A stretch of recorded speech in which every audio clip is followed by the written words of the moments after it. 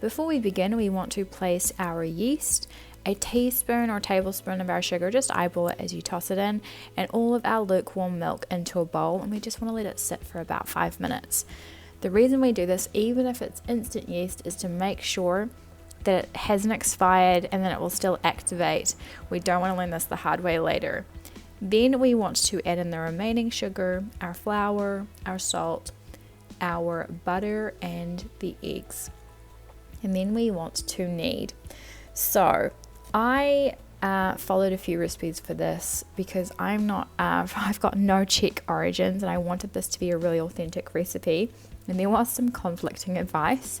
Also, I found that knead until the dough is smooth was really not helpful. So this is what I'm going to talk you through.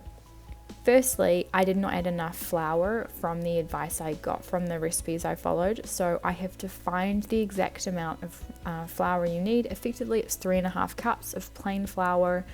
But that will be linked in the caption below for how much for the full ingredient list and directions. What you want to do, kneading this dough until it's smooth, is kind of difficult because it is a very sticky, moist dough, and because it uses plain flour versus bread flour, it means it is stretchier. It has less protein. Plain flour has less protein than bread flour, which means that even if you knead for 10 minutes, it won't form a really deep crust when you bake the dough. And also it means it's much more stretchier. And because there's butter and eggs, so it has very high fat content, it is just overall a much stickier dough. There was no point when I was kneading my dough that I thought, it is no longer sticking to the edges of my bowl, which is usually a sign that a dough is ready for proofing. What I will say is that about 5 minutes of kneading with an electric mixer, so a hand or stand mixer, results in the dough, even when it's sticking to the edges of your bowl, it's not sticking to the point where it's not a nice uniform piece of dough. There will just be a piece here or a piece there that sticks to the edges of your bowl, but also if you touch it with your fingertip, it should barely leave any residue on your hand, and that is when it's ready. So about 5 minutes of kneading this will result in a nice smooth dough that's ready for proofing, but also be as stretchy as it is, it will still stick together. So as you pull it out of your bowl, you'll need to scrape the bowl as I do, but as you pull it out of your bowl, you will really notice that even as it's stretching out, it's still sticking together. It's not tearing apart, and that means that it is at the point where you are ready to proof it. What you'll want to do is you'll want to pull it out of your bowl and shape it into a nice ball, and that again will prove to you, if it's not sticking to your hand, that it's ready for proofing. You also might want to lightly coat your bowl with a little flour before placing it back in, covering with a tea towel, and allowing it to rise for at least an hour until it's doubled in size.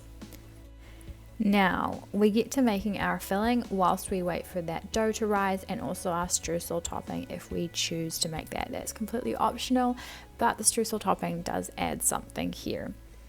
The amount of quark or cottage cheese here is a lot more than 250 grams, you might note, and also I've skipped the part where I added 2 eggs because I followed different recipes and I found the filling made way too much for 12. In fact, I had to double my dough recipe for that, which means if you're feeding 24 people, the filling recipe is super easy to double and you'll happily fill 24 kolaches. What we really want to do is just place our eggs, our raisins, our sugar, and our quark, which is more frequently used in Central Europe instead of cottage cheese, but if you cannot access quark, definitely just use that instead and just stir to really combine. Set that aside, and the same can be done with our streusel topping. We want our butter to be super soft here because we want it to kind of soak up the flour and sugar. What we really want to do is make sure that every single piece of butter is fully coated in the flour and that it's quite small. We want it to be really quite small in size, so not large crumbs. We want it to be quite small streusel. Once we have combined that and we've got nice little pieces of butter and there's no huge dry parts in the base of our bowl, we can set our streusel aside.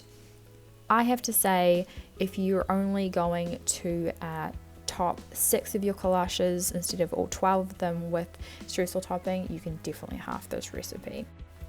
When our dough has finished proofing, we want to preheat our oven to 180 degrees Celsius or 350 degrees Fahrenheit and line a baking tray. Then we want to invert our nice fluffy dough onto a lightly floured work surface, and then we want to divide into 12 equal pieces.